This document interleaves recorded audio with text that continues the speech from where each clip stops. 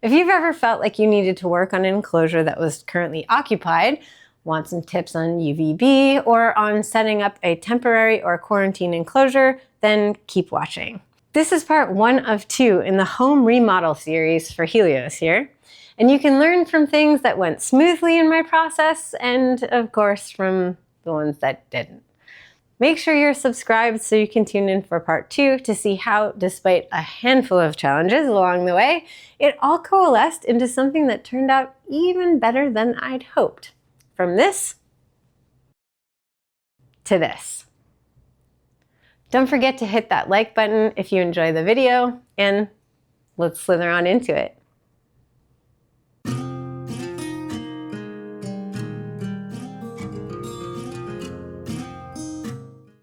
Hey guys, definitely not my normal backdrop because I am working in the shop today because we are putting together a temporary enclosure for Helios, my Dominican Red Mountain Boa, so that I can upgrade inside of his enclosure that he has currently, which is a good size for him, but what I want to do in there to make it better needs to be done with chemicals that are not okay for him to be around for a week.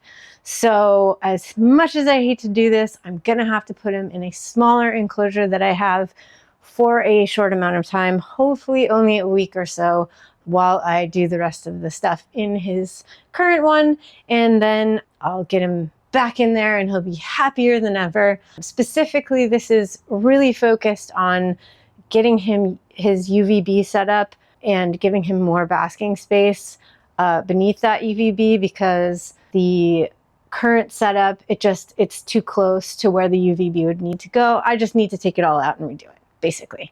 And I've created some cool basking shelves, and I'm wanting to do my PVC perches and make them all crazy and cool, but I can't do that unless I can do it inside of the actual enclosure.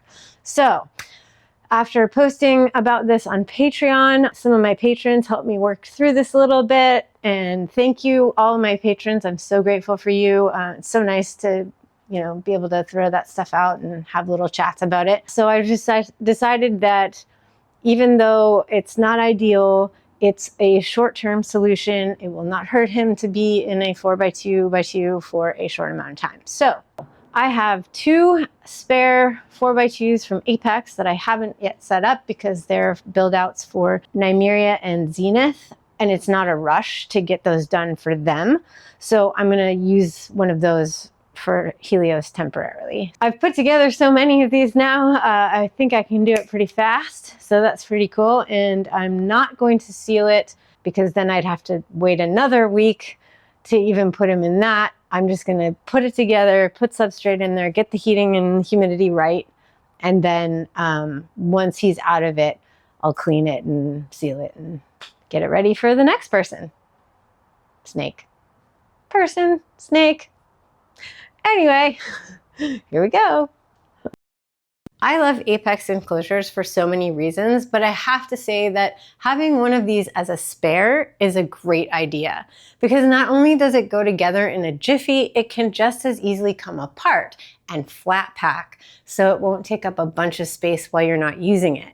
You never know when you might suddenly need to quarantine your reptile for health and safety reasons, and sure, you could use a bin, but I think that just because your animal is sick or injured doesn't mean it shouldn't have some space to move around, and you're able to much more easily control temperatures and offer a spectrum of light and infrared in an enclosure than you are in a bin. So although I plan to use this enclosure for another snake, I also plan on getting one to have just as a spare at all times for just such occasions. After putting together several of these before, I think it's much easier to arrange the lighting and heating on the ceiling piece before attaching it. And although normally you would attach the door at the same time as the face, if you plan on working inside of it, I found that it is much easier to wait on that until you're done, so it doesn't get in your way and so you don't accidentally damage the door while you're working. So we've got the enclosure put together, we're getting some stuff in there, got to put in some substrate and some more stuff, and most importantly, test the temperatures and the humidity for about a few hours before I can put Helios in there and start getting to work on his other enclosure. So let's get to that.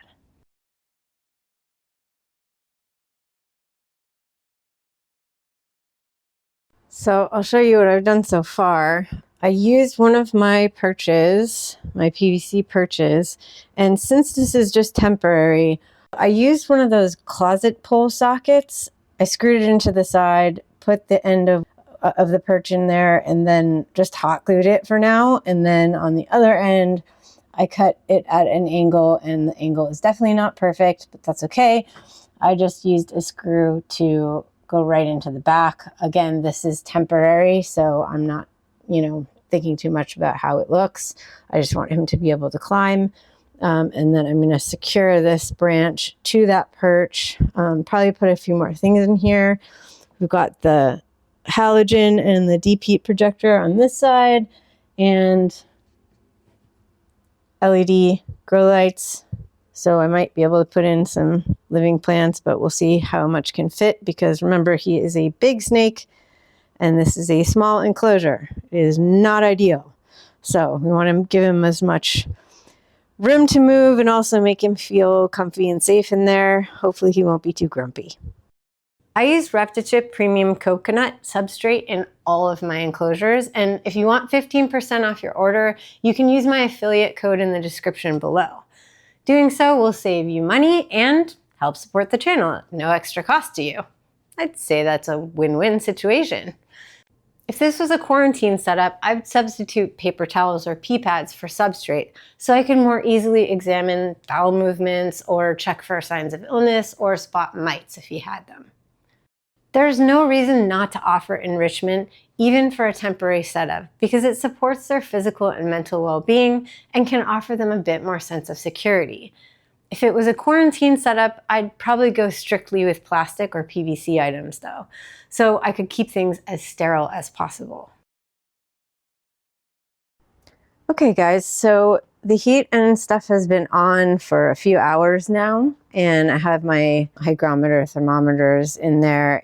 So 88 is the high temp for that Helios likes, and looks like it's a little high on this side.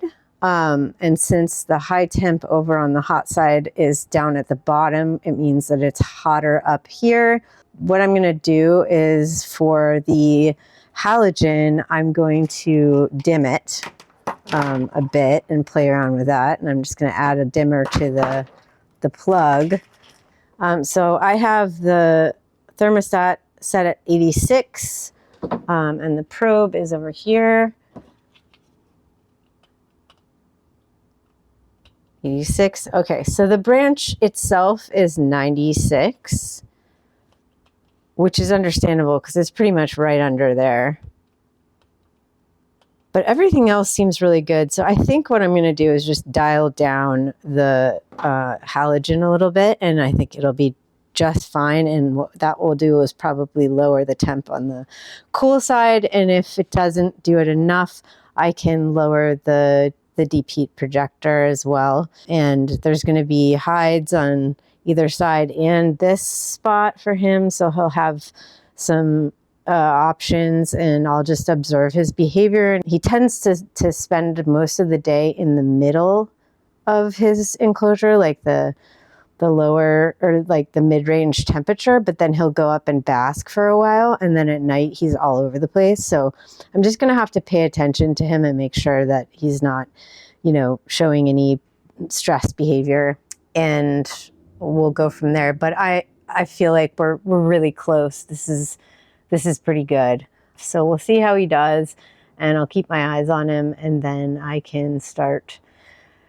attacking the big enclosure.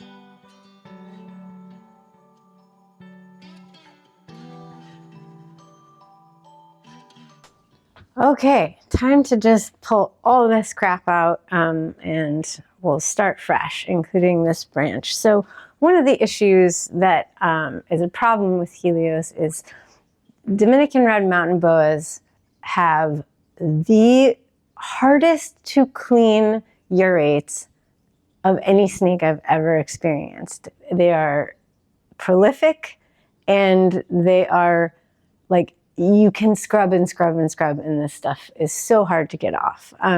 It's very strange. It's very gooey and weird and gross. Anyway, if he goes on organic material like a branch, even if I scrub it, sometimes the urates just like won't come off. And I feel like it's unsanitary. So that's why I'm excited to use the PVC perches that I made, because the sealant is hopefully going to make it easier to clean stuff. The problem is I also made shelves out of foam, and those have lots of little crevices in them. So then I added really thick layers of that same sealant on top of all of the layers of paint and dry lock and all of that, and we're gonna see what happens. Hopefully I didn't just make a worse problem for myself, but I don't know. I feel like it's gonna be easier to clean those than it would be the branches. So let's get all this stuff out and clean, and then start with a fresh canvas.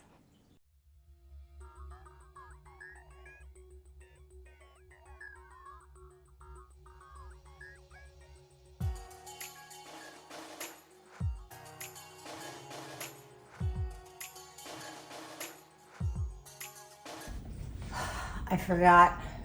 I screwed this in from the bottom.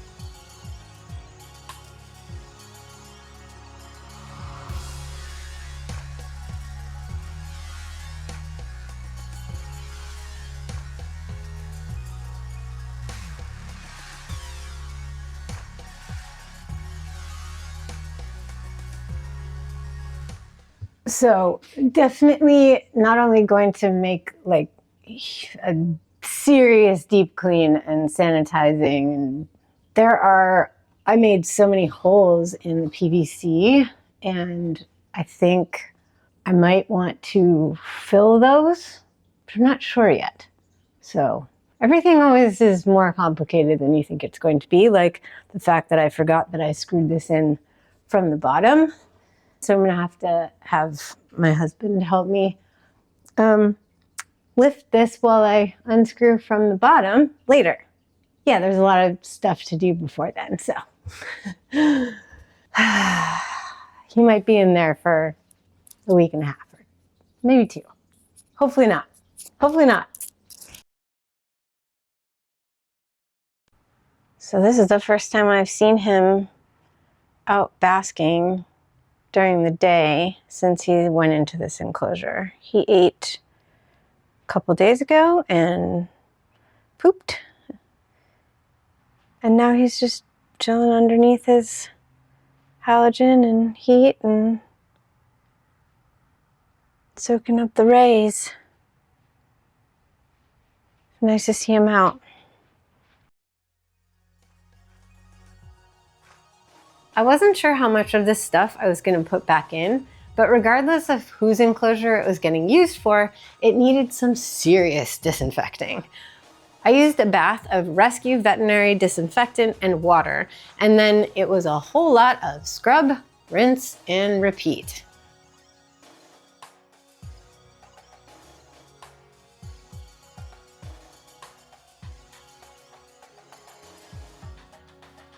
Even though this branch wasn't going back in with Helios, it's a pretty awesome element that I can use either in another enclosure or as something for an out of enclosure enrichment time thing. So even though I'd cleaned it before, I went at it as hard as I could while I was at this. Amazingly, it still has urate stains on it. So I might end up coating it in eco-poly before using it again.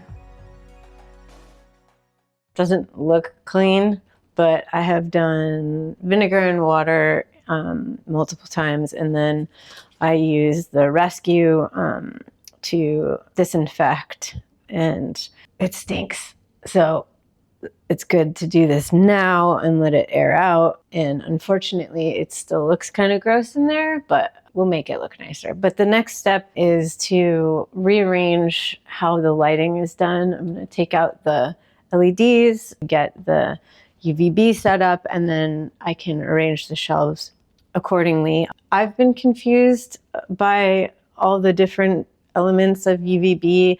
I've heard other people say that they've been confused and frustrated. It's confusing stuff, especially when it, when it says like 10 inches, 12 inches, 15 inches is the ideal, and then it says minimum 4 inches.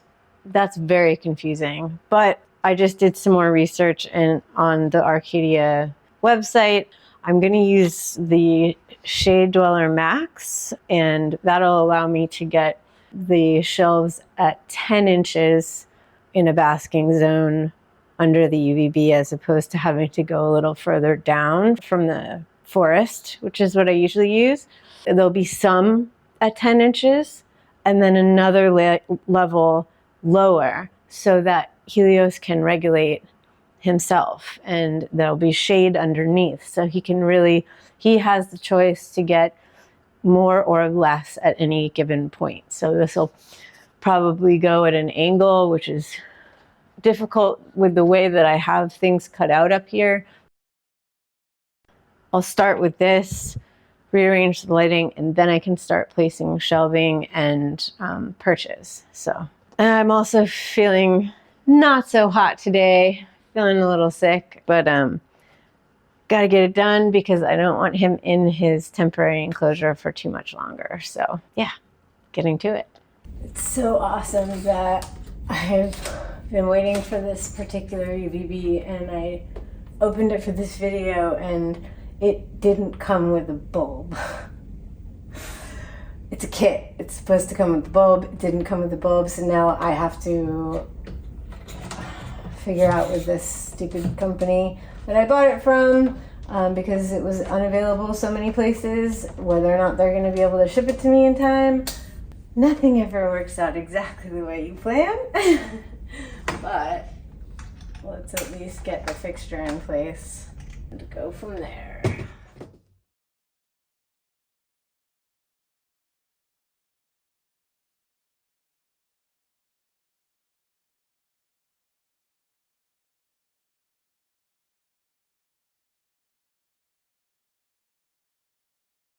Are you happy with yourself?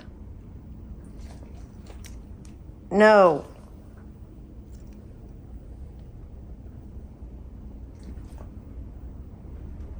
Are you happy? Awesome. Oh, really? Oh. Well, this seems like a good place to end part 1. Let's see, lessons learned.